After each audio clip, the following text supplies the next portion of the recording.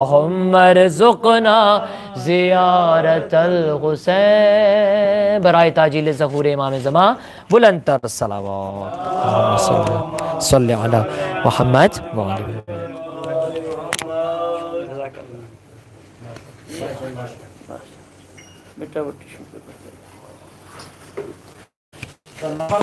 मोहम्मद सलावत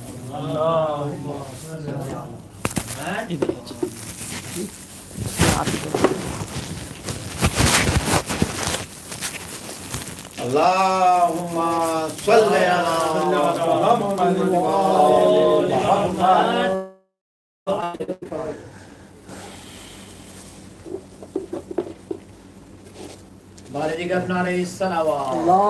अल्लाहुम्मा सल्ली अला मुहम्मद।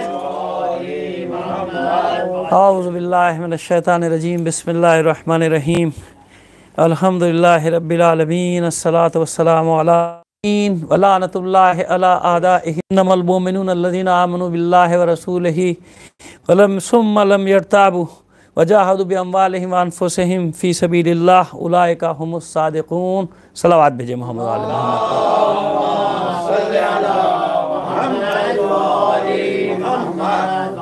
जहाँ जहाँ भी मोमिनीन ये मजलिस सुन रहे हैं और देख रहे हैं, पहले तो मैं उनसे गुजारिश कर दूं कि तमाम मोमिनीन के मरहूमिन जो गुजर चुके उन सब के इसाले सवाब के लिए मजालिस हैं, तमाम शहदाए मिलत के इसाले सवाब के लिए मजालिस हैं। आप जब मैं कुछ नाम अगर लेता हूं तो वो मजबूरी है वक्त की, वरना मैं तो ये चाहता हूं कि आप सब भी अपने नाम इस पे कमेंट्स में भेजा करें मरहूमिन के, तो हम सब के नाम ले सकें। लेकिन जहाँ तक इम्कान हो सकता है कि मजलिस का वक्त महदूद होता है, मगर नीयत जो है वो सबसे बड़ी चीज़ होती है। नीयत सबकी कर लिया कीजिए, सबके मरहूमिन को शामिल कर लिया कीजिए। अब आज की मजलिस में ख़ास तौर पे जो नाम मैं चंद ले रहा हूँ, मरहूम सैयद अफजाल हुसैन नकवी, सैयदा नवाब बेगम, सैयदा उम्मे रुबाब नकवी, सैयद मोहम्मद मुकबिल हुसैन या मुकबल हुसैन, बहरहाल दोनों माना तो बन जाता है, तो मुकबिल हुसैन नकवी, और सैयद शाकिर अली जैदी, शाकिर अली जैदी इब्ने डॉक्टर अकबर अली जैदी और जहरा बेगम बिनते यूसुफ कासमी, और अपने भी तमाम मरहूमिन और तमाम शहदाए मिलत को शामिल करके एक बार सूरह फातिहा पढ़कर बस दीजिए।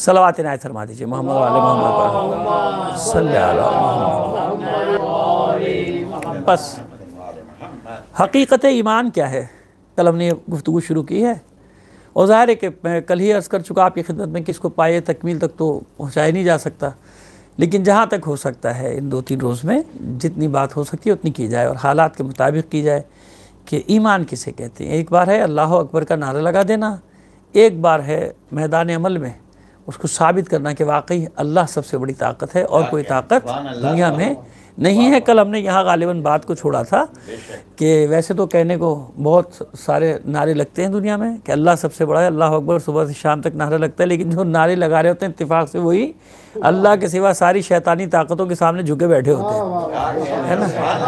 आज भी ऐसी देखिए, मैं आपको एक हकीकत की दुनिया में रखना चाहता हूँ कि एजाज़ मौला के मोजिज़े की तारीफ़ तो हम कई बार बता चुके हैं, लेकिन आज एक एजाज़ आपको बताना चाह रहे हैं, ज़िंदा मोजिज़ा। और लो यानी जो ज़िंदा मोजिज़ा से मुराद है कि सारे मोजिज़े ज़िंदा होते हैं, नहीं, हमारे सामने भी है लेकिन समझ ही नहीं पा रहे लोग, समझ ही नहीं पा रहे। ये मैं बताना चाह रहा हूँ कि मोजिज़ा है क्या।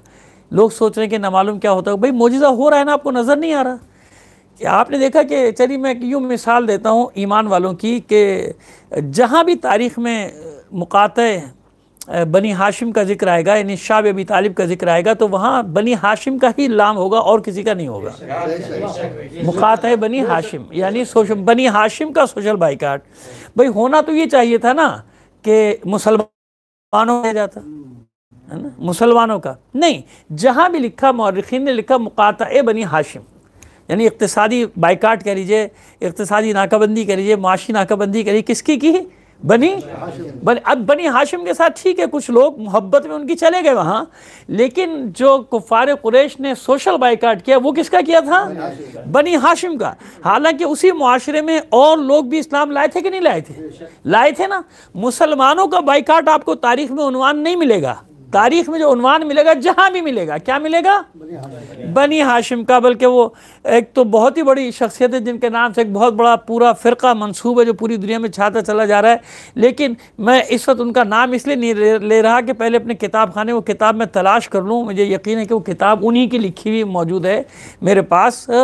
तो उसमें भी उन्होंने जब वो ये बाब कायम किया तो यही लिखा, मुकाता बनी हाशिम, यानी हाशमियों का। तो मैंने उस पर हाशिए में सवाल भी डाल दिया कि भाई ये बनी हाशिम का बाइकाट क्यों हुआ?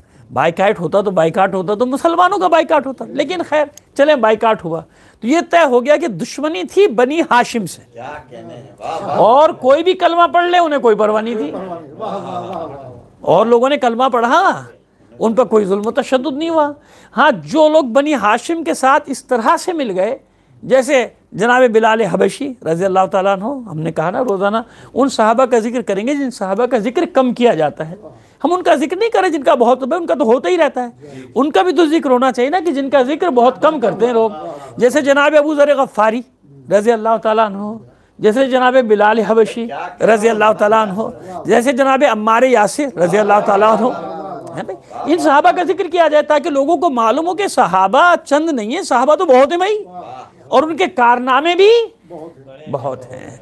तो खैर, अब वो चंद लोग जो बनी हाशिम के साथ उस घाटी में आ गए, अबी तालिब में जो भी थे, जाहिर है कि उसमें मैं सबके नाम तो आपको गिनाऊंगा तो वक्त का ज़िया है, लेकिन चंद लोग आ गए। मगर असल में बाइकाट किसका हुआ? बनी हाशिम का। मुकाता बनी हाशिम, यही तारीखों ने अनुमान दिया है कि बनी हाशिम का बाइकाट। बनी हाशिम का बाइकाट क्यों? कि वो समझते थे कि लोग जितना भी कलमा पढ़ लें, कितने भी लोग कलमा पढ़ लें, असल जो है वो बनी हाशिम है। अगर बनी हाशिम की शिकस्त हो गई तो इस्लाम ख़त्म हो जाएगा, और बनी हाशिम जीत गए तो चाहिए चंद लोग रहें, यही पाते रहेंगे। और आप देख लीजिए कि आज तक वही सिलसिला कायम है, हाशमियों के साथ ही दुश्मनी चल रही है। करबला में भी ये खुदा ना, यानी माज़अल्लाह, मैं ये नहीं कह रहा हूँ कि शिकस्त हो गई, लेकिन वो समझते थे कि अगर हुसैन को शिकस्त हो गई तो इस्लाम ख़त्म, हुसैन को शिकस्त ना हुई तो इस्लाम ख़त्म नहीं होगा। तो अल्हम्दुलिल्लाह शिकस्त हुई नहीं हुई, हुसैन को शिकस्त ना करबला में हुई, और करबला में शिकस्त हो भी नहीं सकती थी क्योंकि करबला में अलमदार अब्बास थे और करबला के बाद अलमदार ज़ैनब थी। शिकस्त कैसे होती? ये मैं इशारे दे रहा हूं आपको। चलिए फिर आपको वहीं लेके जाता हूं। शाह अबी तालिब, ईमान का क्या आलम है? कह देना आसान है, मोमिन अपने आप को, कल भी मैंने किया था, बहुत आसान है कह देना। हर शख्स कह सकता है अपने आप पर मोमिन का लेबल लगा ले। मोमिन कहते किसको है भाई? वो तो देख लो ना कि ईमान का इम्तिहान कैसे लिया जाता है। चलिए वो वाक़या बयान करने से पहले नाजुल बलागा में कलिमातुल इख्तिसार में शायद 30वां नंबर है इस कलिमे का, ये आगे पीछे होगा मसला नहीं। मौला आरिफान अली इब्न अबी तालिब अलैहिस्सलाम से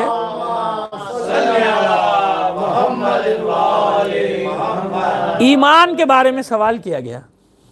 सोएला अनिल ईमान, सवाल किया गया ईमान के बारे में। फ़क़ाला अली अलैहिस्सलाम, तो मौला आरिफान ने फरमाया, अल ईमान अला अर्बअ दाइमिन, ईमान के 4 पाए हैं, या ईमान 4 सुतूनों पर कायम है। अल ईमानो अला अर्बअ दाइमिन, ईमान कितने सुतूनों पर कायम है? 4 सुतूनों पर कायम है। ईमान के 4 सुतून, ये मौला आरिफान नाजुल बलागा में ईमान की तारीफ़ बयान कर रहे हैं। 4 सुतूनों पर ईमान कायम है। अच्छा, और देखिए हम कुरान मजीद से भी फ़ौरन आयत भी जहन में आ गई, या अय्युहल्लज़ीना आमनु इस्तईनु बिस्सब्र वस्सलात। ईमान वालों की निशानी क्या बताई गई कि जब तुम मुसीबत में और मुश्किल में पढ़ो तो सबसे पहले किस चीज़ से काम लो? वस्तईनु बिस्सब्र, नमाज से भी पहले सब्र। नमाज से, देखे भाई ना, दलील भी हमारे पास आ गई ना कुरान। यानी अब आप देखिए, यही है ना मासूम के कलाम का एजाज़, ये परखने का तरीका यही है कि खुद मासूम ने फरमा दिया कि हमारा कलाम कुरान से कभी टकराएगा नहीं।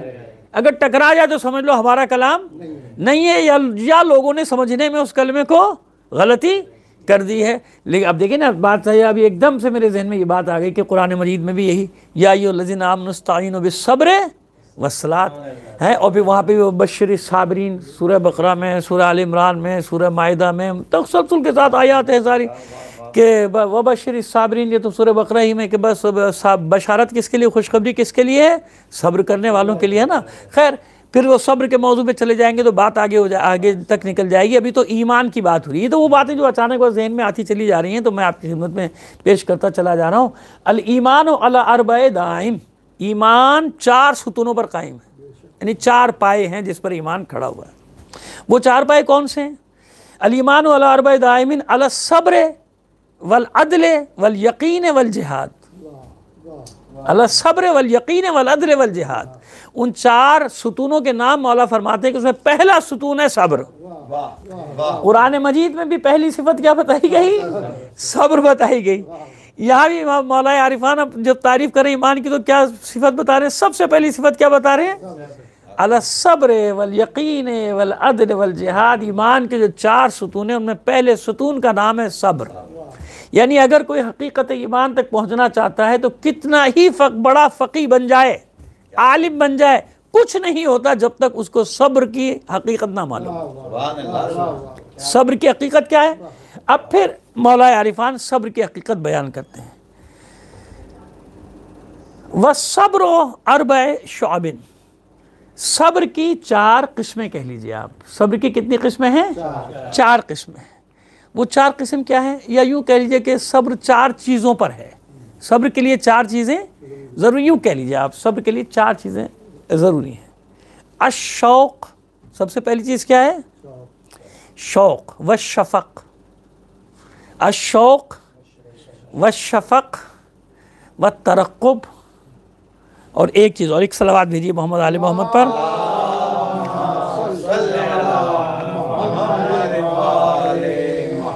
ज़ुहद, चौथी चीज़ क्या है? ज़ुहद है। 4 चीज़ें बताएं कि वह सब्र मिनहा अला अर्बए शुअबिन अला शौक़ व शफ़क़ व ज़ुहद व तरक़्क़ुब। ये क्या चीज़ें हैं? सब्र की, अब ये सब्र की बात हो रही है। ईमान के 4 सुतून, पहला सुतून क्या है? सबसे पहला सुतून है सब्र है।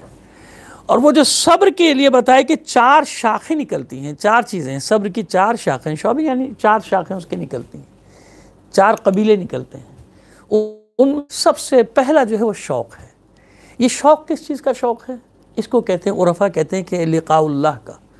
आम मोमिन के लिए कहा जाता है जन्नत का शौक़। ये भी गलत नहीं है, जन्नत का शौक़ रखना कोई गलत चीज़ है, क्यों नहीं करें मोमिन जन्नत का। भाई गुनाहगार इंसान तो जन्नत का शौक़ ही करेगा, भी उसी के लिए इबादत करेगा। मासूम की इबादत तो नहीं है ना हम लोगों की। हम लोगों की इबादत मासूम की बात तो है नहीं कि मैंने तुझे न जन्नत के लालच में तेरी इबादत की, न मैंने दोज़ख के खौफ से तेरी इबादत की, मैंने तो तुझे इबादत के काबिल पाया तो इबादत की। सलावत भी दी मोहम्मद आले मोहम्मद। बेटा पानी देना, आरिफ ये रखा मेरा पानी, यही है मेरा है, नहीं ये वाला है मेरा पानी।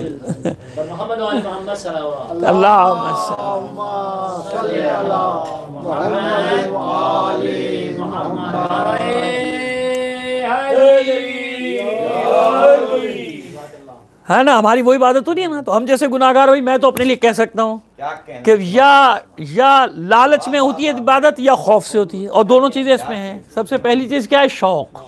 सबसे पहली चीज़ क्या बताई? शौक़ व शफ़क़ यानी खौफ। खौफ किस चीज़ का? नहीं, सब्र इन चीज़ों के बगैर मुकम्मल नहीं होता। ये मासूम ईमान के लिए बता रहे हैं, हम लोग के लिए बता रहे हैं।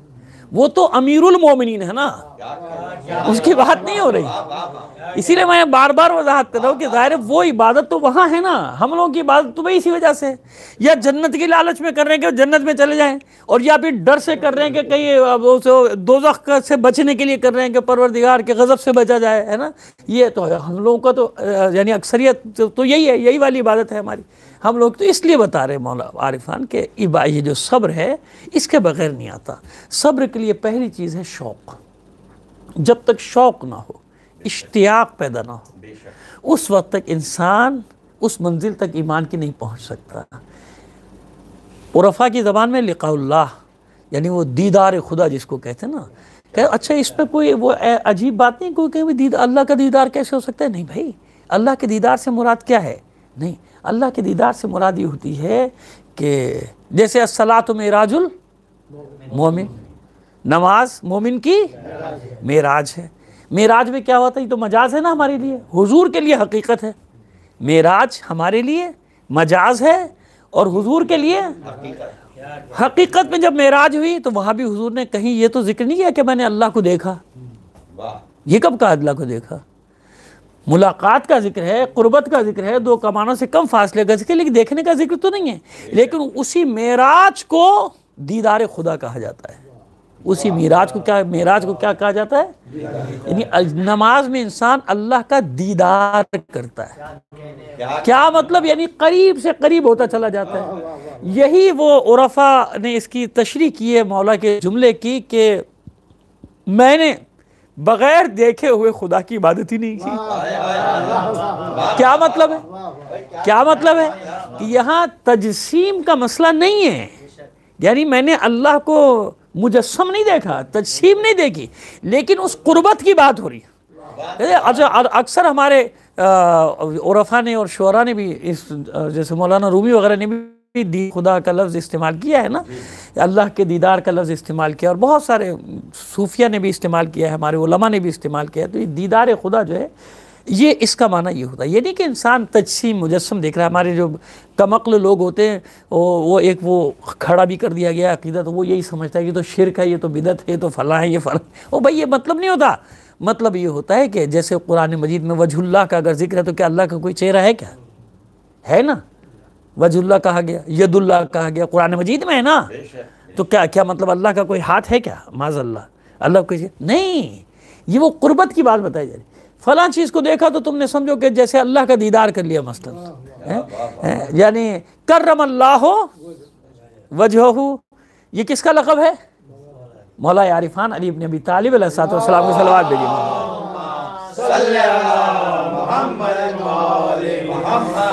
अब वो जो अलक़ाबात है मौला अली के, वो जलने वाले इसलिए मुसीबत है कि जलते हैं कि सारे अलक़ाबात अली के साथ हैं। अली के चेहरे को देखना इबादत, यानी दीदारे उस उरफा के माने में क्या हुआ? दीदारे खुदा हुआ ना। वजहुल्लाह, ऐनुल्लाह, यदुल्लाह, जुंदुल्लाह, हिज़्बुल्लाह, ये सब आज़म मौला कायनात के लक़ब है ना भाई। कितने अलक़ाबात है मौला के। तो वो तजसीम थोड़ी है कोई कि अल्लाह को तजसीम कर रहे हैं, अल्लाह को मुजस्सम करके ला रहे। नहीं, मिसाल दी जा रही, मिसाल दी जा रही है कि ज़रबुल्लाह के ज़रब ऐसी है जैसे अल्लाह की ज़रब है, ये हाथ ऐसा है जैसे अल्लाह का हाथ है। अब ये ढूंढो, तलाश करो कि वो कौन सा हाथ है जो सब हाथों के ऊपर था। है? अब आपको याद आ गया मैंने किस तरह इशारा किया? वो बैत शजरा, उस बैत शजरा में जब हाथ पर हाथ रख के सब बैत कर रहे थे, तो देखो सबसे ऊपर किसका हाथ है? तो जिसका सबसे ऊपर हाथ है उसी को कुरान कह रहा है यदुल्लाह फौका यदी। इन सब के हाथों पर अल्लाह का, इन सब के हाथों पर अल्लाह का हाथ है। तो अल्लाह को मुजस्सम थोड़ी, तस्सीम थोड़ी। तो समझाने के लिए कुरान मजीद में ही सारी चीज़ें मौजूद हैं, समझने के लिए। अगर कोई ना समझना चाहे जानबूझकर तो वो एक अलग बात कि यहाँ माज़अल्लाह खुदा न खास्ता अल्लाह की तजसीम मुराद थोड़ी होती है वजहुल्लाह से। तो कुरान मजीद में भी इस्तिलाह इस्तेमाल हुई है। नहीं, यहाँ मुराद ये होती है कि वो हस्तियाँ कि जिनसे इंसान अल्लाह के करीब तर होता चला जाता, यानी जिनके चेहरों को देखकर अल्लाह की इबादत का जिक्र जा रहा है। अब आपको ये समझ में आएगी हदीस जो हमारे यहाँ से हमसे ज़्यादा हमारे बिरादरान के मौजूद है कि नज़रो अला वजह अलीयन इबादा, अली के चेहरे पे निगाह करना ही इबादत है। तो अब यहाँ कहाँ से शिरक आ गया? जब रिवायत आपके यहाँ और मेरे यहाँ सबके यहाँ मौजूद है, जब ये हदीस मौजूद है, अहले हदीस के लिए भी ये हदीस काबिल कबूल है, अहले किताब के लिए भी ये हदीस काबिल कबूल इसलिए है कि कुरान मजीद में वजहुल्लाह का जिक्र है। तो लेकर आइए, वजहुल्लाह कहाँ है? नहीं है ना, वजहुल्लाह तो नहीं, तजसीम तो नहीं है, लेकिन मिसाल दे दी गई क्या नज़र अला वजह अलीयन, अली के चेहरे पर निगाह करना इबादत है। इसलिए मोमिनीन से भी गुजारिश कर रहा हूँ, दुनिया में जहाँ जहाँ भी सुन रहे, बहकने की ज़रूरत नहीं है। यहाँ मुराद तजसीम नहीं है, तजसीम का अकीदा नहीं है। जो तजसीम के अकीदे का कायल हो जाएगा वो ईमान से खारिज हो जाएगा, इस्लाम से भी खारिज हो जाएगा। क्योंकि अल्लाह मुहीत है। मुहीत किसे कहते हैं? मुहीत हर शय पर मुहीत। किस किस शय पर मुझे क्या मालूम भाई, और कभी तशरीह कर चुका हूँ आलमीन की, क्या आलमीन किसे कहते हैं? वो खुदा के बंदो, हमें क्या मालूम आलमीन क्या है? किसी को भी नहीं पता आज तक के आलमीन की हदें क्या है। उन सब पर जो मुहीत है वो अल्लाह की ज़ात। तो जो आलमीन पर मुहीत हो, आप उसे देख कैसे सकते हैं? कैसे देख सकते हैं आप? कोई देख सकता है? नहीं देख सकता ना, क्योंकि आप अभी आलमीन तक ही नहीं पहुंचे। तो जो आलमीन पर मुहीत होगा उसे कैसे देखेंगे आप? वो जो हर तरफ है उसे कैसे देखेंगे? आपको तो अपने पीछे की चीज नहीं नजर आ रही, तो आपको मुहीत का माना कैसे मालूम होगा? बात समझ में? इतनी तो ये इस शौक की तशरीह ये है, ये सब्र की जो एक शाख है, शौक। जब तक ये शौक पैदा ना हो, इंसान इबादत जबरन तो करता है, वाजिब समझ के भी कर लेता है कि चलो वाजिब है अदा कर दो, ठीक है अदा हो गई, ना पढ़ने के गुनाह से बच गया, ना पढ़ने के गुनाह से बच गया, बचा लिया आपने। लेकिन शौक की बात और होती है। अब ये शौक इबादत, जो शौक दीदार तक इंसान को पहुंचाता है, ये सब्र के बगैर हासिल नहीं होता। इसलिए सब्र की अलग जो 3 किस्में और भी जगह अलग बताई गई हैं, उनमें एक सब्र की किस्म है सब्र अलल इबादत, इबादत में सब्र। हालांकि मुख्तसर वक्त होता है इबादत का, लेकिन ये मुख्तसर वक्त कितना भारी पड़ जाता है लोगों पे, है। इस एक यानी 2 सजदों से बचने के लिए क्या कुछ इंसान बहाने नहीं करता। सारी रात बैठा रहेगा घर के बाहर, चौराहों पे, बागों में, इधर उधर बैठा रहेगा, नमाज कदा के जाके सो जाए, 2 मिनट लगते। मालूम हुआ कि जब तक शौक ना हो, लुत्फ इबादत, लज्जत इबादत नहीं।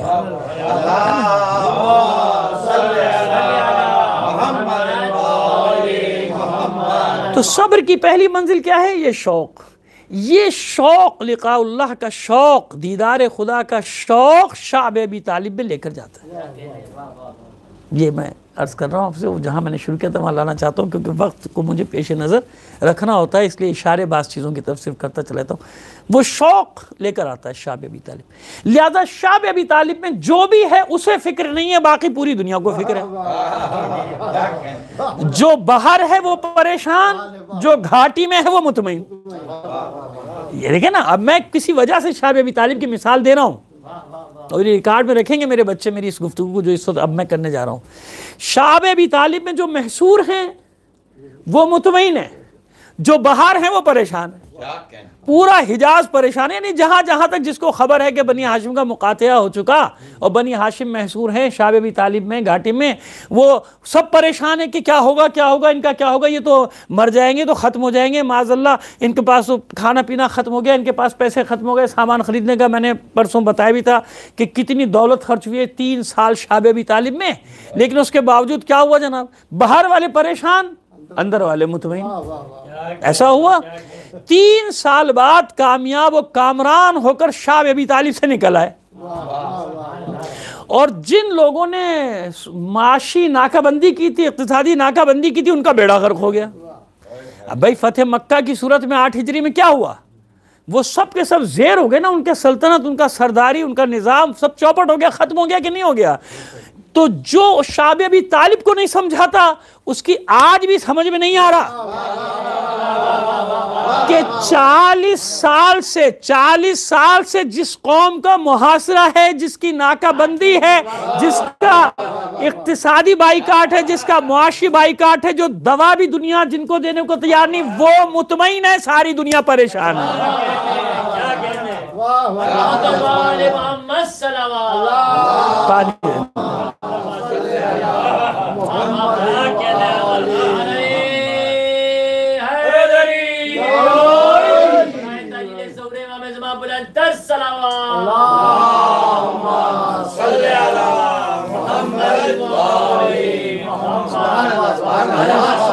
अब आपने कहा, इसलिए मैंने वहां से बात को शुरू किया था। क्यों? ये सब्र है। उस वक्त के 3 साल रख लीजिए, आज के 40 साल रख लीजिए, वो कौम मुतमईन है। पूरी दुनिया मुआशी और इक़्तिसादी तज्ज़िये कर कर के परेशान हो गई, कब ख़त्म हुए कि तब ख़त्म हुए कि कब ख़त्म हुए, लेकिन वो अपनी जगह पर कायम है माशाल्लाह, और कायम रहेंगे। क्यों? उनके पास सबसे पहली चीज़ है सब्र। और पूरी दुनिया परेशान है। जिन लोगों ने पाबंदियां लगाई थी उनका बेड़ा गर्क हो गया है। अच्छा, क्योंकि इनका तो तेल बिक ही नहीं रहा था, इनको तो इसकी परवाह ही नहीं, इनको तो परवाह नहीं थी ना, क्योंकि ये तेल पर इंहिसार नहीं, जिनका तेल पर इंहिसार था, आज वो बड़ी बड़ी ताकतें कर्ज लेने पे तैयार हैं। जो पूरी दुनिया में फितना और फसाद फैला रहे थे, डॉलर दे के, जिन्होंने यमन तबाह किया, जिन्होंने शाम तबाह किया, जिन्होंने इराक तबाह किया, जिन्होंने लुबनान तबाह किया, जिन्होंने फलस्तीन तबाह किया, जिन्होंने कश्मीर तबाह किया, वेनेजुएला का उन्होंने बेड़ा गर्क किया, जो दुनिया के सबसे बड़े जखीरे रखने वाला मुल्क है, वहां पे वो कहत की नौबत लिया है। वेनेजुएला का उन्होंने बेड़ा गर्क किया। किस किस को उन्होंने क्या कुछ नहीं किया, लेकिन आज क्या हो रहा है उनके साथ? आज क्या हुआ? आज उनके चेहरे बता रहे हैं कि अगर हमारे किसी मर्द बुजुर्ग ने इन्हें शैतान बुजुर्ग कहा था ना, तो शैतानों की शक्लें देखना हो तो इनकी शक्लें देख लिया। शैतान अगर मुजस्सम शक्ल में आएगा तो इन्हीं दुश्मनों की शक्ल में आएगा जो रोज आपको नजर आते हैं ना, प्रेस कॉन्फ्रेंस से करते हुए लाइव, और उनके पास कोई जवाब नहीं होता दुनिया को देने के लिए, तो करें तो क्या करें? मैं फिर अर्ज कर रहा हूँ कि मैं कुछ नहीं कह सकता इस बारे में कि ये वबा जो है इंसानों की बनाई हुई है या कुदरती आफत है, नहीं मालूम, ये तो आगे चल के आश्कार होगा। लेकिन कभी कभी ऐसा होता है कि फायर बैक हो जाता है। फायर बैक किसे कहते हैं? ये इंसान करता है दूसरे के लिए, पलट के वापस आ जाता है फायर, यानी गड्ढा खोदता है दूसरे के लिए, खुद ही उसके उस गड्ढे में गिर जाता है। तो अब क्या हो रहा है? दुनिया देख रही है ना कि क्या हो रहा है। अगर ये इंसान की बनाई हुई बला भी है तो देख लिया ना कि सारी दुनिया लपेट में आ गई, और आगे ना मालूम क्या क्या साजिश होने वाली है। लेकिन एक इत्मीनान जो 40 साल से हमें नजर आ रहा है, वो इत्मीनान और कहीं नहीं है।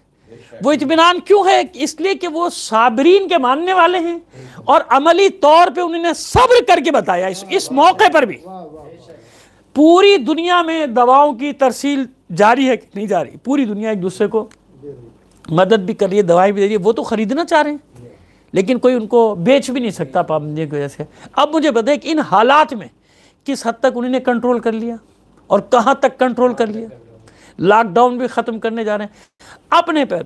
अगर उन्होंने दुनिया से भीख नहीं मांगी थी, ख़रीदना चाहा था, तो हमारे कुछ दोस्तों ने, बल्कि अहले इल्म कहूँगा मैं, उनको अहले इल्म ने बड़ी अच्छी मिसाल दी कि ये अगर उन्होंने कहा भी था ना, तो ये हुज्जत तमाम की थी, ताकि कल को ये ना कह सके कि आपने हमसे मदद तलब नहीं की, आपने हमसे ख़रीदा ही नहीं, वरना हम आपको बेच देते। तो उन्होंने एक हुज्जत तमाम की। कर तो हम सकते हैं, बना तो हम भी सकते हैं, उन्होंने बना भी लिया, अपना इंतज़ाम कर भी लिया। अगर अपना इंतज़ाम ना किया होता तो दुनिया की सपोर्ट के बगैर वो अपने मुल्क में इतनी जल्दी काबू ना पा लेते। एवरेज देख लें दुनिया का कहाँ जा रहा है। जहाँ उनके बात शुरू हुआ था वो कहाँ चले गए। बहरहाल सब इंसान है, हम किसी की मौत का जश्न नहीं मनाते इंसानों की। हमारी तो दुआ यही होती है कि परवरदिगार आलम सारी इंसानियत को इस वबा से नजात दे। हाँ, उन शैतानों के लिए ज़रूर बद्दुआ करते हैं कि जिन शैतानों का इसमें हाथ होगा परवरदिगार, क्योंकि उन शैतानों पर अल्लाह ने भी लानत की है। तो उन पर जिन पर तूने लानत की है परवरदिगार, उन पर हम लानत भेजते हैं, उनको अंजाम तक पहुँचाने की दुआ करते हैं कि जल्द अज जल्द इंसानियत के दुश्मन कि जो अपने मफाद के लिए अपने ही लोगों का भी कत्लेआम करते हुए बाज नहीं आते, परवरदिगार तो इनको कैफर किरदार तक पहुंचा दे। सलावत भेजिए मोहम्मद आले मोहम्मद।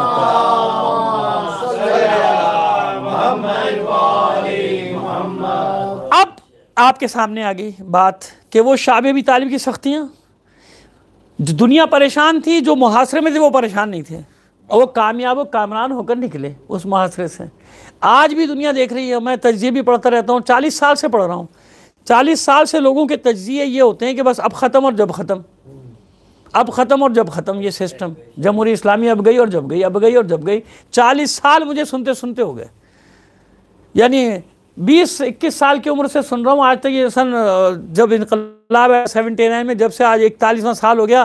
पर हर एक का तजिया ये कह रहा होता है जैसे अभी ख़त्म हो गया। और अभी 2-4 रोज़ पहले भी एक तजिए कुछ ऐसे सोशल मीडिया पे आए, और बड़े वो बुकरातियत झाड़ते ना लोग, बड़ी बुकरातियत झाड़ के पूरा कैलकुलेशन करके कि यूँ तेल गया और यूँ ऐसा गया और यूँ वैसा गया, पूरी दुनिया का तेल निकल गया, वो अपनी जगह खड़े हुए हैं, वो अपनी जगह खड़े हुए हैं। उसी में उन्होंने 8 साल की जंग भी लड़ ली, और उसी में जो वो कहते हैं वो करके भी दिखाते हैं। वो गीदड़ भपकियाँ नहीं देते, वो अली वाले हैं ना, वो जानते हैं कि ये तज्जिए जो करते हैं, मैं इनको काबिल रहम समझता हूँ, क्योंकि ये तशय्यो की हकीकत को जानते नहीं। इन्हें शीयत का मालूम ही नहीं कि शीयत है क्या।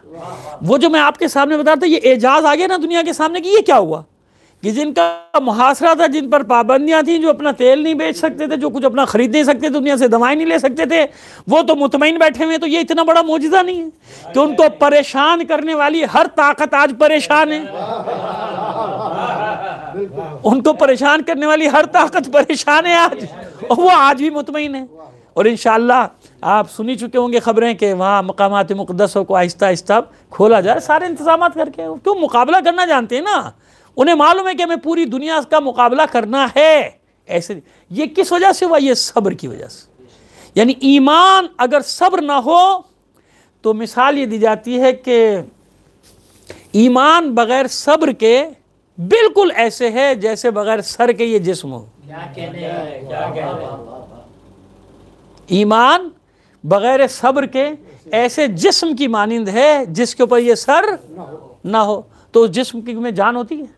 बस यही फर्क है सब्र के साथ ईमान लाने वालों में और सब्र के बगैर ईमान का दावा करने वालों में, कि जिनके पास सब्र नहीं है वो बेजान मुर्दों की तरह पूरी दुनिया के सामने घुटने टेके पड़े हुए ताकतों के सामने, और जिनके पास सब्र के साथ ईमान है वो इस आलम में भी पूरी दुनिया के सामने डटे हुए हैं और जवाब भी दे रहे हैं। सलवात भेजिए मामा। आइए, यानी ये सब्र ना हो। अब देखिए, अब आइए सहाबा किराम की मिसाल देते चले जाएं ताकि हमारा वादा भी पूरा हो जाए।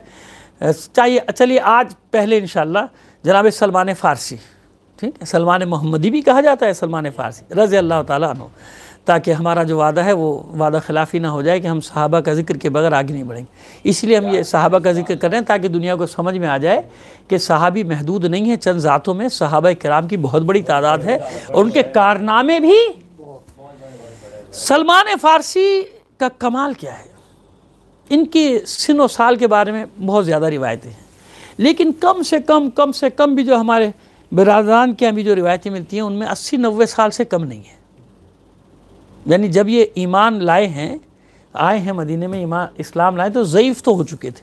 ठीक, अच्छा भाई बहुत कोई तीर मारेगा तो कहेगा साहब 70 साल के, चलो हमने कहा 70 साल के। हम इन चीज़ों पे हम झगड़ा नहीं करते जिनसे कोई फ़ायदा नहीं, ऐसी बातों पे बहस करने का कोई फ़ायदा नहीं होता। भाई रिवायात है, किसी ने कुछ लिखा, किसी ने कुछ लिखा, किसी ने कुछ लिखा, कोई मसला नहीं।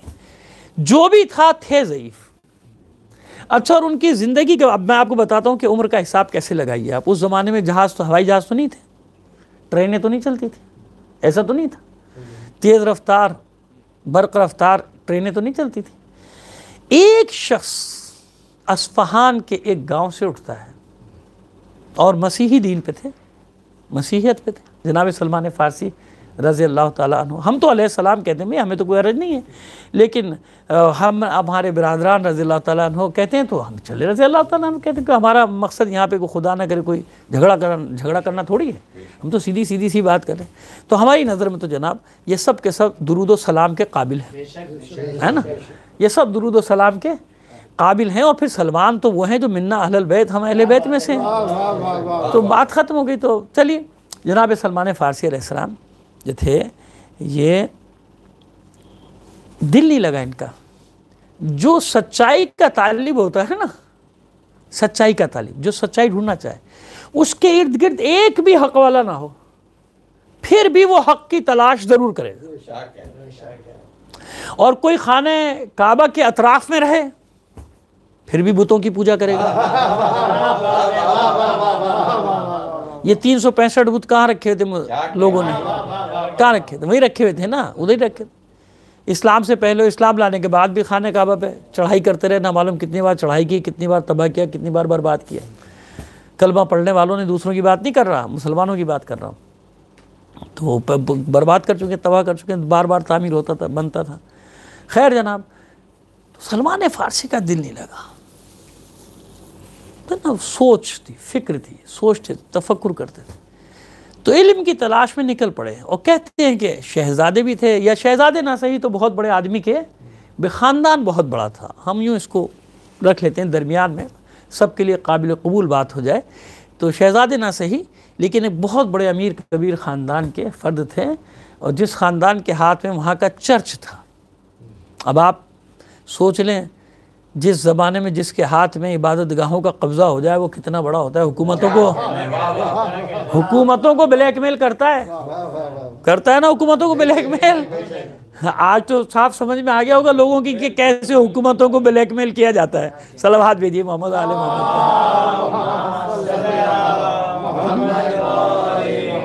हाँ भाई, ये ऐसी चीज़ होती है कि हुकूमतों को घुटने टेकना पड़ जाते हैं।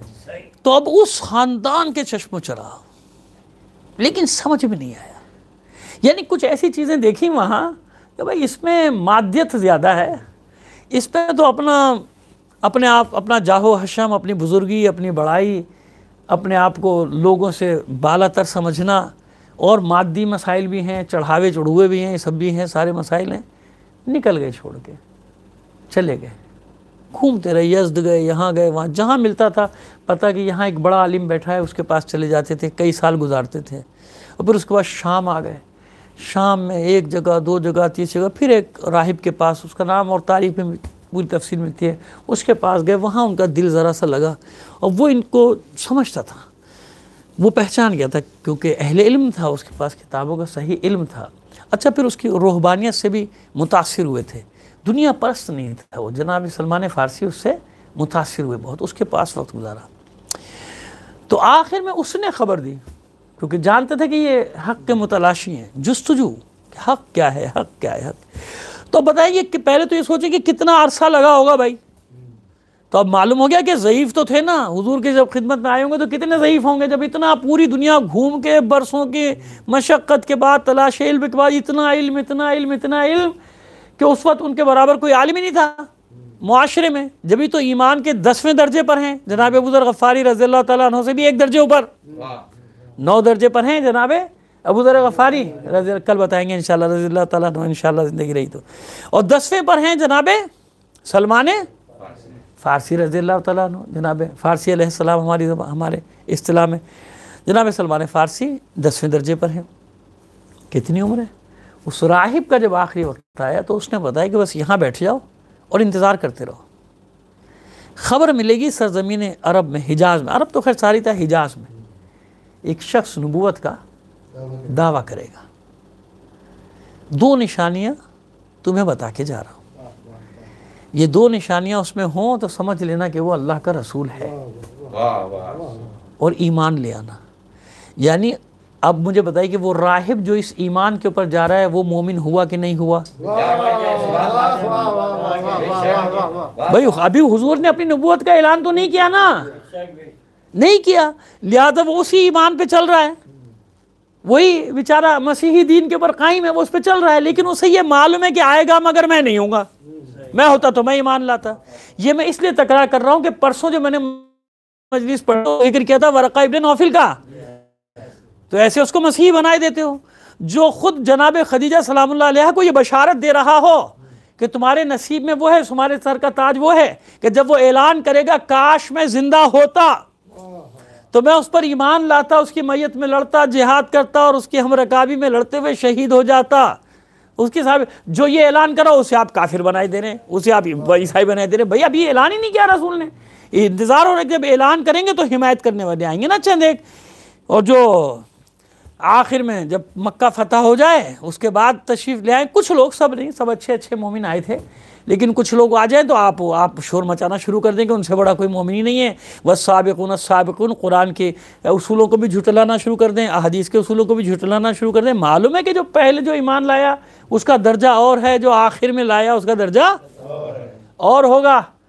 रसूल पर हमला करने वाले, रसूल पर जंगें करने वाले और रसूल का दिफा करने वाले क्या दोनों बराबर हो जाएंगे? कैसे बराबर हो जाएंगे? नहीं बराबर हो सकते। खैर, तो जनाब सलमान फ़ारसी इंतज़ार करते रहे, फिर ख़बर मिली, और ख़बर भी बहुत अरसे बाद मिली। कब? जब हुजूर हिजरत करके मदीने तशरीफ़ ले आए। जब मदीने तशरीफ़ ले आए, जब ख़बर मिली कि सरज़मीन हिजाज़ में एक शख्स ने ऐलान किया, सफ़र शुरू किया, मदीने पहुँचे, ज़ईफ़ चेहरे पे इबादत का नूर, जो भी इबादत करते रहे मसीहियत के दायरे में रह के उस राहिब के साथ मदीने में एक शोर हुआ कि भाई बुज़ुर्ग आदमी हुजूर से मिलना है। मस्जिद नबवी में पहुँचे और जो सामान साथ लाए थे गदड़ी का, वो सामान निकाला, कि मैं सदका आपके लिए लाया, तो उसने कहा सदका हम पर हराम है,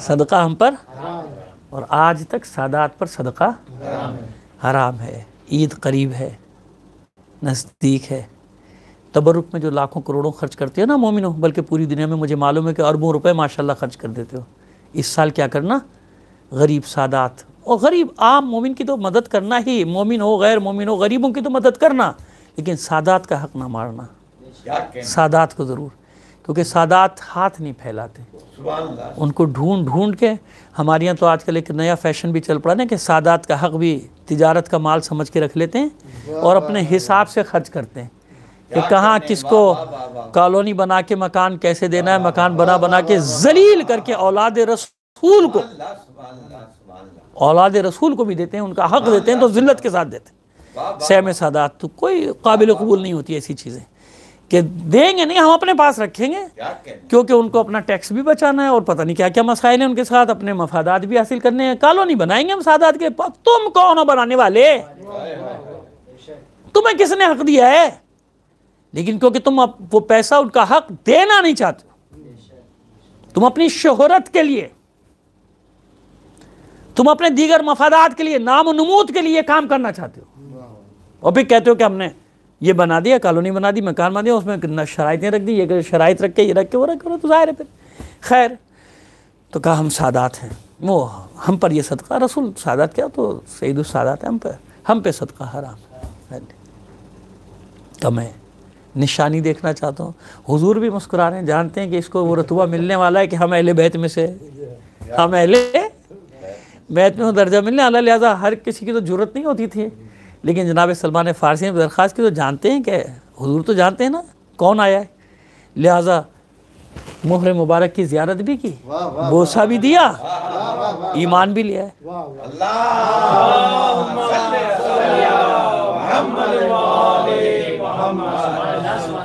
तो ये जनाब सलमान बात हम कहाँ से लेकर चले, ईमान की, कि जिसको ईमान की तलाश हो उसमें पहला जो 4 सुतून है, पहला सुतून है सब्र।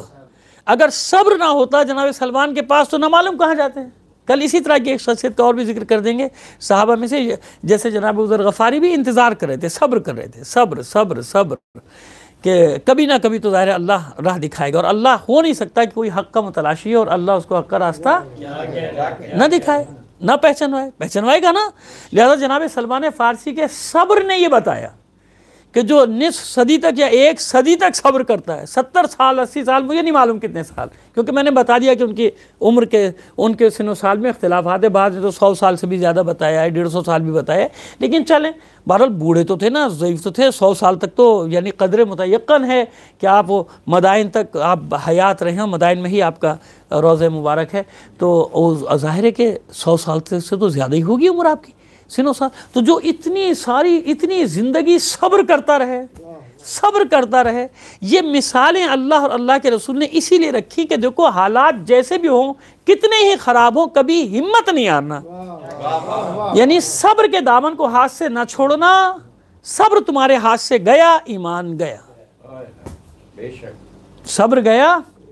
जैसे सब्र के बगैर ईमान मुकम्मल नहीं होता, इसी तरह बेसब्री ईमान को खा जाती है, बेसब्री ईमान को खा जाती है। कितने लोग थे जो मौला को पहचानते भी थे, जानते भी थे, सब था ना मौला के साथ कूफे में, पूरी सरजमीन अरब में थे कि नहीं थे, लेकिन सब्र नहीं था।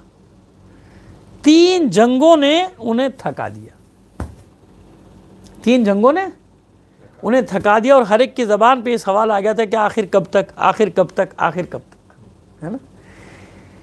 चंद लोग थे सब्र करने वाले जो मौला के साथ थे, चंद लोग, गिनती के चंद लोग मौला के लिए थे। और ज़ाहिरी तौर पर जब तक लश्कर ना हो लड़ाई नहीं हो सकती ना। देखिए करबला में इमाम हुसैन इस्लाम के साथ कितने थे, 72, अगरचे के ज़्यादा थे, लेकिन जो लड़कर शहीद हुए उनकी तादाद कितनी है, 72। वरना याद रखिएगा कि तादाद कहीं ज़्यादा है, जो हम किताब में लिख भी चुके, और इंशाअल्लाह दुआ करें बस अब छपने के मरहले में, लॉकडाउन ख़त्म हो तो छप जाए, मुकम्मल हो गई किताब। अंसार हुसैनी पर जो हमने अशरा पढ़ा था, तो उसमें हमने सब नाम नहीं, मतलब जितने ले सकते थे 9 मजलिसों को लिए थे और बाकी का हमने मुलाकात में वो फहरिस्त में सबके नाम दे भी दिए, तो कहीं ज़्यादा तादाद है। मगर लड़कर जो शहीद हुए उनके बारे में कहा जाता है वो कितने थे? 72। और नाम इसलिए भी ज़्यादा हैं, देखिए आपको फिर एक बार तकरार हो रही है 2 जुमलों की, लेकिन जो बाहर जहाँ कहीं भी लोग सुन रहे हैं उनको फ़ायदा देगी कि देखिए अंसार हुसैनी में सिर्फ वो शुमार नहीं किए जाते जो करबला में शहीद हुए हों। करबला से पहले भी कुछ शहीद हुए हैं, वो भी अंसार हुसैनी में शामिल हैं। करबला के बाद शहीद हुए हैं, वो भी अंसार हुसैनी में शामिल। जैसे जनाब मुस्लिम बिन अकील, ये करबला में तो शहीद नहीं हुए। जनाब हानी इब्न उरवा करबला में तो शहीद नहीं हुए। जनाब कैस इब्न मुसाहर सैदावी सफ़ीर थे जनाब मुस्लिम बिन अकील से पहले, तो वो ज़ाहिर है कि ये तमाम लोग, तमाम के तमाम अफराद जो थे ये क्या थे? शहीद है ना। अंसार हुसैनी करबला में तो नहीं शहीद हुए। इसी तरह वाक़ई करबला के बाद कितने लोग शहीद हुए वो हमने पढ़ा है और लिख भी दिया। तो वो सब के सब अंसार हुसैनी में उनको शामिल, सबको शामिल किया जाता है, वो सब अंसार हुसैनी। लिहाजा तादाद 150 या 180 तक भी पहुँच जाए, 183 तक भी पहुँच जाती है, कोई हरज नहीं है, इसमें कोई परेशान होने की बात नहीं है, न घबराने की बात है। 72 वो हैं जो लड़ कर शहीद हुए, वरना करबला में भी शुहदा की तादाद 72 से ज़्यादा है, 72 से ज़्यादा। 72 की जगह फ़र्ज़ कर लेना अगर 72,000 होते तो नक्शा क्या होता जंग का? जब 72 ने हज़ारों के लश्कर को तहस नहस कर दिया, जंग लड़ी है ना। सब्र का मतलब ये थोड़ी होता है कि अपने आप को बस तलवारों के सामने डाल लो। सब्र का मतलब ये होता है कि शजाअत के साथ मुसीबतों का मुकाबला करते हुए जाओ। तो करबला में जो साबरीन है वो ऐसे साबरीन नहीं है कि साबरीन ने अपने आप को तलवारों के सामने डाल दिया। करबला के साबरीन वो साबरीन है कि उनमें से एक एक मुजाहिद ने, किसी ने दर्जनों, किसी ने सैकड़ों घोड़ों से गिराए, उसके बाद दुनिया से गए। तो जब 72 ने ये काम किया, तो अगर हुसैन की आवाज़ पे लब्बैक कहते हुए चंद हज़ार लोग आ जाते तो नक्शा क्या होता? कूफे और पूरे इराक़ का बदल जाता ना। इसलिए लश्कर ज़रूरी होता है ना। उन 72 ने कई हज़ार मार डाले, मगर 72 थे ना, शहीद हो गए। ऐसे ही हुआ बस। अब इसी एक तारीख़ी हक़ाइक़ के आईने में चीज़ों को देखा जाता है। अब मौला बार बार बुला रहे हैं, जंग के लिए लोग नहीं आते। जब लोग नहीं आते तो फिर कैसे लश्कर कशी कैसे की जाए? इमाम साहिब इख्तियार भी है, साहिब इक़्तिदार भी है, साहिब मौजिज़ा भी है, लेकिन तमाम अंबिया की और अइम्मा की सीरत उठा के देख लें, जब तक नुसरत करने वाले ना हो, जब तक वो शराइत पूरी ना हो, ना कोई नबी क़याम करेगा, ना कोई रसूल क़याम करेगा, ना इमाम क़याम करेगा। इसीलिए जो पर्दे गैबत में किसका इंतज़ार कर रहा है कि नासरीन अंसार की तादाद मुकम्मल हो जाए, शराइत पूरी हो जाए। शराइत पूरी होंगी वो आ जाएगा। समझ में आ गई बात? तो जनाब सैयदुश्शुहदा से वादा किया था ना कूफियों ने, हज़ारों कूफियों ने बैत की थी। 18,000 जो मिलती है तादाद, कदर मुतयक्कन जो मिलती है वो 18,000, वरना ज़्यादा भी है कम भी है कहीं, खैर तो 18,000 ने वादा किया था साथ देंगे। इमाम आ गए, साथ नहीं दिया, शहीद हो गए। ठीक है ना, ऐसे बन। तो 72 बस। मौला आरिफान के साथ भी ये मसला है ना, आप बुलाते हैं लोग नहीं आते, गिला करते। कभी कूफे की मस्जिद की दीवार से पुश्त लगा के खुतबा दे के निकले हैं, लोगों को आमादा कर रहे हैं जिहाद के लिए, लेकिन जनाब लोग निकलते हैं मस्जिद से, सब चले जाते हैं, कोई लड़ने के लिए तैयार नहीं होता। उसकी वजह क्या है? जो 3 जंगें लड़ी हैं उनमें जान दें गई वो अलग, जो ज़ख्मी हुए वो अलग, और मिला भी कुछ नहीं, क्योंकि तीनों में से मौला ने किसी में माले गनीमत लूटने नहीं दिया, किसी में से माले गनीमत नहीं लूटने दिया, नहीं लेने दिया, तो मिला भी कुछ नहीं, कभी हमें मिलता भी कुछ नहीं। जंग बीच पे भी चले हैं, मर गए हमारे इतने सारे लोग। क्या हुआ? सब्र का दामन हाथ से छोड़ दिया।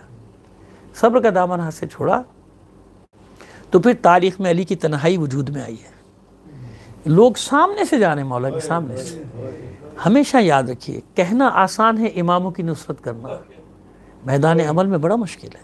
अब भी कुछ लोग इस गलत फहमी में रहते हैं कि जनाब वो बस हम इमाम आएंगे, हम उनकी नुसरत के लिए घर से निकल खड़े होंगे। क्यों?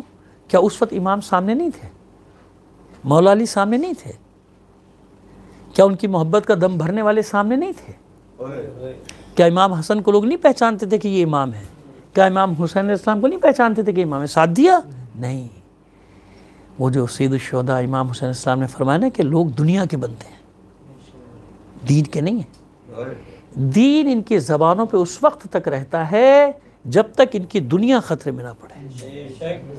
जैसे ही इनकी दुनिया ख़तरे में पड़ती है, इनका दीन रुखसत हो जाता है। सब जानते थे मगर मुश्किलात के मुकाबले में इमाम का साथ नहीं दिया। तो आदमी डरे उस वक्त से। जब ये दुआ तो करता है, दुआ करना तो आसान है, लेकिन ऐसा ना हो कि इम्तिहान सामने आ जाए और वो इम्तिहान में पूरा ना उतर सके। ये शैतानी ताकतें जो आज दुनिया भर में जाल बिछा रही हैं, किसके लिए जाल बिछा रही हैं? उसी का रास्ता रोकने के लिए तो जाल बिछा रही हैं। और कहाँ कहाँ किस किस भेद में उन्होंने, किस किस लिबादे में अपने एजेंट नहीं छोड़ दिए। जानते ना आप, समझ रहे मेरी बात को? किस किस लिबादे में शैतान ने कहा था ना कि हक के रास्ते पे बैठ जाऊंगा, हक के रास्ते पे बैठ के बहकाने वाले मौजूद हो गए, हुए कि नहीं हुए? इफरात और तफरीत आज हम पर हमला आवर है कि नहीं है? दो इंतहाओं ने मकतबे मजहबे तशय्यो पे हमला किया हुआ है या नहीं? इफरात और तफरीत ने दो इंतहा, एक उस इंतहा पे चला गया, एक उस इंतहा पे चला गया। कितना मजलूम है ये मकतब, कितना मजलूम है ये मजहब, कि दूसरों ने जो जुल्म किए वो तो किए ही किए, अपने भी आज, अपने तो मैं उनको नहीं कहता, अपनों के लिबादों में आए हुए लोग। दो इंतहाओं की तरफ मैंने इशारा कर दिया, और जहां भी सुन रहे हैं लोग समझ गए होंगे दो इंतहाओं से क्या मुराद है। हम मुतदिला हैं, उस जमाने में भी यही हुआ, आज भी यही हो रहा है। इन दो इंतहाओं ने जितना नुकसान हमको पहुंचाया है, कितना नुकसान पहुंचाया है, आज भी भेष बदल के, हमारा लिबादा पहन के। माक़िल जिसने मुखबिरी की थी, जनाब मुस्लिम बिन अकील की शहादत का सबब बना था, अपनों का लिबास पहन कर आया था, गैरों का नहीं। गैरों के लिबादे में आता तो हम पहचान लेते ना। गैरों को तो उसने रास्ता दिया था आने का, अपने लिबादे में आया दोस्तों के, और दुश्मनों को उसने दाखिला दिया हमारे अंदर।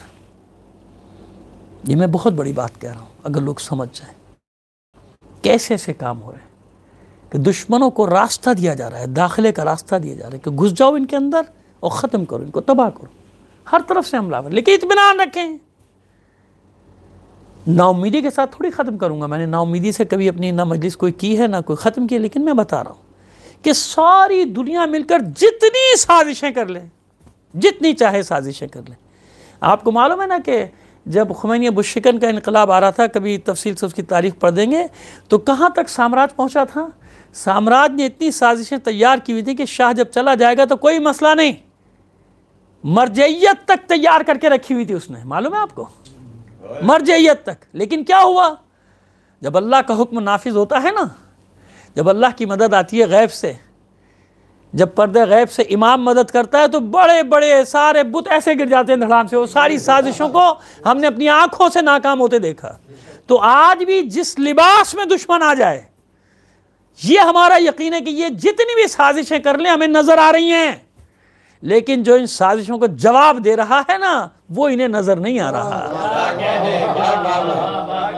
जिसे अल्लाह ने पर्दे गैब में रखा है। लिहाजा सब मोमिनीन मुतमईन रहो, इत्मीनान रखो, कितनी बड़ी मुसीबत आ जाए, याद रखो, यकीन रखो इस बात पर। इसी को ईमान कहते हैं कि सारी दुनिया मिलकर भी हमला आवर होगी, कुछ भी नहीं कर सकती, क्योंकि हमारे इस काफिले का सालार है इमाम ज़माना।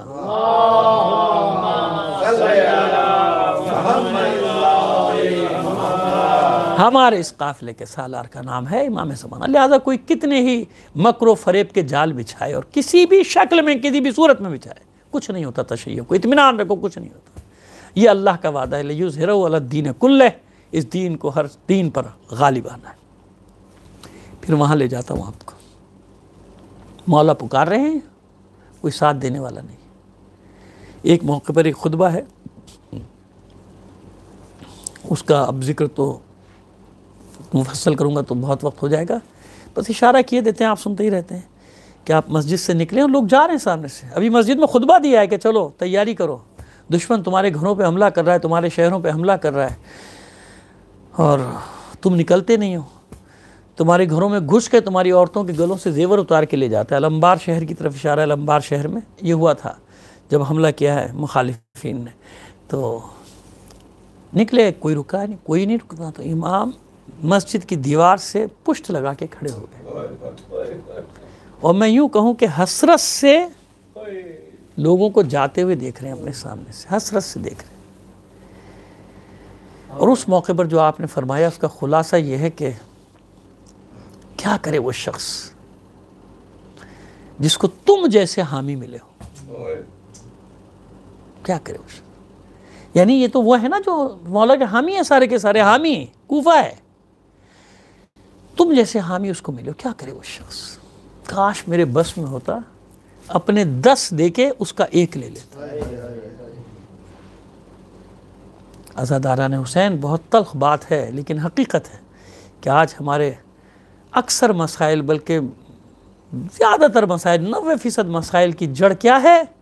आपने कभी गौर किया कि कितनी टुकड़ियों में आपको बांट दिया गया है? कितनी टुकड़ियों? कितना खुश है दुश्मन?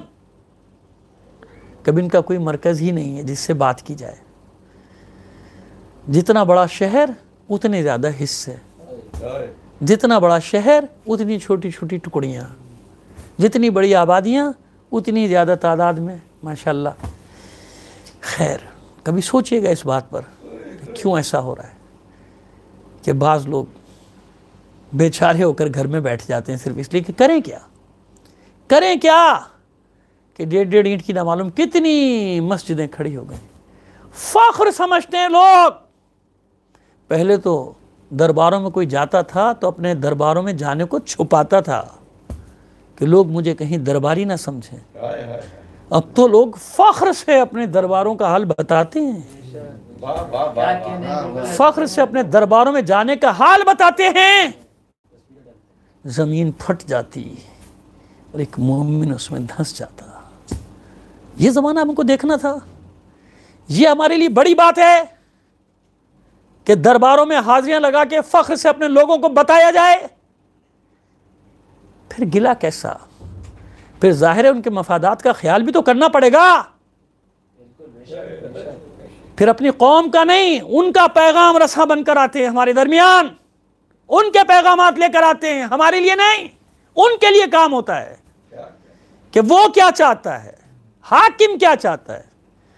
यह है रोना, असल रोना यह है कि लोगों को परवाह है हाकिमों के मफादात की, कौम की नहीं। बस आज का रोना नहीं, तल्ख हो गई गुफ्तगू। हमेशा का ये रोना चला आ रहा है, हमेशा से यही हो रहा है, हमेशा का यही हो रहा है। काश मेरे बस में होता, अपने 10 देके उसका 1 ले लेता। यानी वो बातिल पर होकर इतने मजबूत, और तुम हक पर हो, मैं हक का इमाम तुम्हारे सामने हूँ, मेरा साथ नहीं देते हो, वो बातिल पर है। बस उसकी तो ये वो तन्हाई थी। जब दिल बहुत ज़्यादा भर आता था मौला का, तो एक खजूर बेचने वाले के पास जाके बैठ जाते थे। जनाब में समय तम्मार जाते हैं ना आप, ज़ियारत करते हैं, उनके रोज़े की भी ज़ियारत करते हैं। ये वो अली का चाहने वाला है जो उस दरख्त को पानी देता है जिस दरख्त के बारे में अली ने बताया कि मीसम तुम्हें इस पर लटकाया जाएगा, इस पर सूली दी जाएगी, इस पर सलीब दी जाएगी। आज नाम लेना बड़ा आसान है मीसम का, हर जगह नाम लिया जाता है, हर जगह मीसम पर मजलिसें पढ़ी जाती हैं, कलाम लिखा जाता है, सब कहा जाता है। सोचो तो सही, उसी कूफे में 3 दिन खजूर की टहनी पे खजूर के दरख्त पे लटकाया गया है, उन शाखों पे लटकाया गया है। पहले हाथ काटे गए, पैर काटे गए, फिर गुद्दी से जबान को खींचा गया। किसी की गैरत नहीं जागी निकल के मीसम की मदद करता, मीसम तम्मार की मदद करता। तो इतना आसान नहीं मीसम बनना। वो था मीसम जो सूली पर अली के फ़ज़ाइल बयान कर रहा था, जानता था कि चंद लम्हों में ये ज़िंदगी ख़त्म हो जाएगी, मैं मर जाऊँगा, चला जाऊँगा, लेकिन क़यामत तक के लिए मिसाल दे जाऊँगा कि मीसम तम्मार की ज़बान में किस तरह बात की जाती है। ये थे अली के वो चंद चाहने वाले कि जब एक एक करके अम्मार यासिर की तरह बिछड़ना शुरू हुए, मालिक इब्न अश्तर की तरह बिछड़ना शुरू हुए, मोहम्मद इब्न अबी बकर, ये वो थे जान हर हाल में अली पर ईमान रखने वाले, अली को अपना अमीर मानने वाले। हर हाल में ये ना होते, किसी को नहीं मालूम होता कि अली से मोहब्बत के तकाजे हैं क्या। ये सब एक एक करके बिछड़ते गए और अली एक एक को याद करते थे। यहाँ तक कि बाज़ के बारे में तो आप नहजुल बलागा में खुतबों में अलग से बाब है उन अफराद के नाम से कि कहाँ गए ये लोग। बाज़ औक़ात लोगों से कहते थे कि वो लोग कहाँ हैं, मालिक कहाँ है, मोहम्मद इब्न अबी बकर कहाँ है, मिसम तब्बार कहाँ है। बस ये वो अलमिया है कि अब दिल नहीं लगता। हर जंग में शहादत की ख्वाहिश करने वाला अली। एक रात ऐसी आई थी जिस रात अली बार बार आसमान तारों की तरफ देखते थे और टहल रहे थे घर के सहन में और हाथ मलते जाते थे। क्यों बेचैन है अली जानते हैं आप? एक वाक़या सुबह होना है। बेचैनी उस वाक़े की नहीं है, बेचैनी इस बात की है कि रात इतनी तवील क्यों हो गई। ये रात इतनी तवील क्यों होगी, रात इतनी, ये रात गुजर क्यों नहीं, ये रात कट क्यों नहीं रही है। आखिर वो वक्त आया कि जब अजान से पहले अली घर से निकलते थे। आज सभी ये पढ़ते हैं और सबको मालूम है कि आज ये वो रात थी जो आपने अपनी बेटी जनाब उम्मे कुलसूम सलामुल्लाह अलैहा के घर में गुजारी थी। और जब घर से निकलने लगे तो घर में पले हुए जानवरों ने दौड़कर दामन थाम लिया था। इमाम कायनात का इमाम होता है, हर शय का इमाम होता है। चिल्ला रही थी, रो रही थी, जैसे कह रही हूँ अपनी ज़बान बेज़बानी से कि मौला आज की सुबह मस्जिद कूफा में ना जाइए। अली ने प्यार से उन घर में पले हुए परिंदों को, छोटे छोटे जानवरों को अलग किया, अपने से अलहदा किया। घर से बाहर निकले, घर की जो कुंडी थी वो अली के अब्बा के दामन में फंस गई। यानी जैसे जमादात भी कह रहे हों कि मौला आज की सुबह ना जाइए। सबका इमाम है ना अली। अली आए मस्जिद में, उस मलून को भी उठाया जो औंधे मुंह के बल सो रहा था मस्जिद में। और कौन सी तलवार थी उसके पास जिसके बारे में उसने कहा था, खुद गिरफ्तार होने के बाद भी ये कहा था कि अली बच नहीं सकते, मैंने 3 दिन तक इसको जहर में बुझाया है। इस तलवार को 3 दिन तक जहर में बुझाया है, जहर में डुबो के रखा है इस तलवार को। ऐसा जहर मैंने इसमें लगाया है कि अली बच नहीं सकते। खैर, अब मुख्तलिफ रिवायात है। अभी अली ने नवाफिल शुरू किए थे या नमाज पढ़ानी शुरू की थी। ये तय है कि सजदे में सर गया है अली का और फिर उठ ना सका। ये मलून पुष्ट पे आकर खड़ा हुआ था। इसने अपने लिबास से वो जहर में बुझी हुई तलवार इब्न मुलजिम लानतुल्लाह अलैह ने निकाली है और फ़र्क़ मुबारक पे वार किया। इतना ये ज़ोरदार ज़बरदस्त वार था कि अली का सर शक हो गया, कट गया अली 2 हिस्सों में। और वो जो खून मुसल्ले पे बह रहा था, उसी खून से अली ने अपनी रीश को खिजाब करना शुरू किया। रब्बे काबा की कसम अली आज कामयाब। ये इस वक्त का इंतज़ार था अली को। वो मौत जो अली से भागती रही, दौड़ती रही, आज अली ने उस मौत को शिकस्त दी। इसलिए अली ऐलान करें फुस्तु रब्बिल काबा, रब्बे काबा की कसम आज अली कामयाब हो गया। आज अली ने मौत की कलाई को मरोड़ दिया। अज़ादारान हुसैन बस उस वक्त जो अफराद भी मौजूद थे घर में, वो मस्जिद में, उन सब ने अली को उठाया और इमाम हसन, इमाम हुसैन, जनाब मोहम्मद हनफिया, जनाब अब्बास और जो भाई नहीं थे वो घरों से दौड़े, क्योंकि आवाज़ बुलंद हुई ना, अला क़द क़ुतिला अमीरुल मोमिनीन, अमीरुल मोमिनीन कत्ल कर दिए गए। जिब्राइल निदा दे रहे थे। लिहाजा कूफे में हर घर में ये आवाज़ पहुँची और सानिया ज़हरा ने भी आवाज़ सुनी। घबरा के अपने दीगर भाइयों से कहा, ये कैसी आवाज़ है, दौड़ो, अभी तो मेरे बाबा घर गए, अभी तो मेरे बाबा मस्जिद में गए, अभी मेरे बाबा घर से गए। बस वहाँ से भाइयों ने उठाया है और सहाबा रोते हुए, सर पीटते हुए पीछे पीछे आ रहे हैं। जब घर के करीब पहुँचे तो उसी आलम गशी में एक बार अली ने आंखें खोलकर सबसे कहा कि वापस जाओ, सब यहाँ से सब वापस चले जाओ। तो हैरान होकर साहबा ने कहा कि मौला ये वक्त ऐसा नहीं है, हमें साथ जाना चाहिए आपके। तो मौला ने उस वक्त कहा कि नहीं, मेरे बेटे मेरे साथ जाएंगे, घर में मेरी बेटियां हैं, मुझे डर है कहीं मुझे इस आलम में देखकर मेरी बच्चियां ऊंची आवाज़ में रोना ना शुरू कर दें और नामहरम उनकी आवाज़ ना सुने। कितना ख्याल है अली को कि जब मुझे इस आलम में ज़ैनब देखेगी तो क्या गुजरेगी उसके दिल पे, उम्मे कुलसूम मुझे इस आलम में देखेगी तो क्या गुजरेगी उसके दिल पे। इतना एहसास है इस आलम में भी कोई नामहरम ज़ैनब के रोने की आवाज़ ना सुने। लेकिन ऐ मेरे मौला, ये 40 हिजरी है, ज़रा 61 हिजरी का यही कूफा, यही गलियाँ, यही कूचे, यही कूफे के रहने वाले अली और बतूल की बेटियां बाजार में लाई जा रही हैं, सरों पर चादरें नहीं हैं, हाथ पसे पुष्ट बंदे हैं, नाकों पर सवार हैं, मुनादी निदा दे रहा है, आओ जिसको तमाशा देखना है अली और बतूल की बेटियों का। अली की बेटियां पुष्ट नाका से फरियाद करी, या वाह मोहम्मदा, वाह मुस्तफ़ा, वाह हैदरा, ए नाना मोहम्मद मुस्तफ़ा, देखें आपकी उम्मत आपकी बेटियों के साथ, आपकी ज़ुर्रियत के साथ क्या अला लानतुल्लाहि अलल क़ौमिज़ ज़ालिमीन वसयअलमुल्लज़ीना ज़लमू अय्या मुनक़लिबिन यनक़लिबून। बारिलहा बिहक़्क़ि मोहम्मद व आले मोहम्मद। हमारे इस कलील अमल को कबूल फरमा लें, अपनी हाजात अपने इमाम ज़माना के तवस्सुल से तेरी बारगाह में पेश करते हैं। दुनिया में जहाँ कहीं भी मोमिन आबाद है, उनकी जान और माल, इज़्ज़त व आबरू की हिफाजत फरमा। बारिलहा जो मरीज़ हैं बेहक बीमार करबला, उन सबको सेहत कामिला आजिला अता फरमा। माबूद ये जो वबा इस वक्त चल रही है सारी दुनिया में, सारी इंसानियत को इससे नजात दे दे। माबूद वो मज़लूम मिल्लत जो 40 साल से मुहासरे का शिकार है, माबूद जिस तरह आज तक तू गैब से उनकी मदद करता आया, उनकी मदद फरमा। ये मुहासरा शाह अबी तालिब के मुहासरे की तरह ख़त्म हो जाए।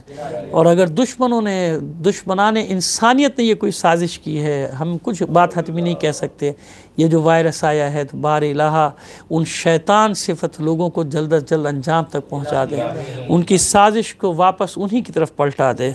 और जिस तरह हमारे डॉक्टर हजरात मेहनत कर रहे हैं, जहमत कर रहे हैं, और बल्कि पाकिस्तान में तो बहुत अच्छी अच्छी ख़बरें भी हैं कि बहुत सारे डॉक्टरों ने इस बात का ऐलान भी किया है कि अनकरीब इसकी दवा का इलाज भी आने वाला है।